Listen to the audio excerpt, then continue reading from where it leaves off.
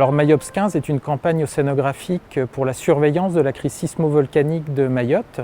Elle est pilotée par le REVOSIMA, qui est le réseau de surveillance volcanologique et sismologique de Mayotte. Cette campagne se déroule donc sur le Marion Dufresne du 1er au 26 octobre.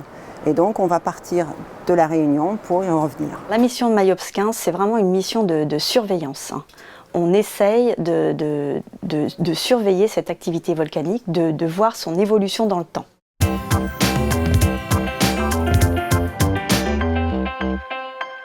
Cette mission va se dérouler en fait en 3 phases.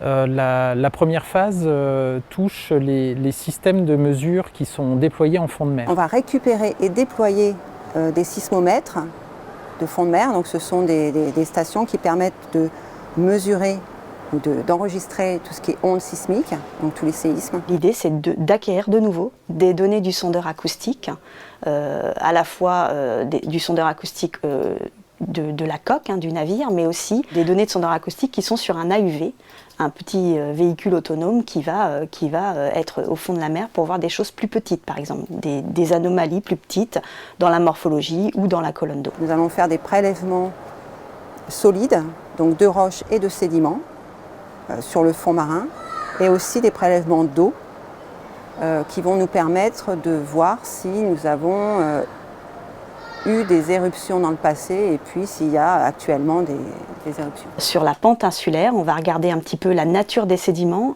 et on va les prélever pour voir quel est l'état des sédiments et comment ils peuvent se comporter suite à toute cette activité volcanique.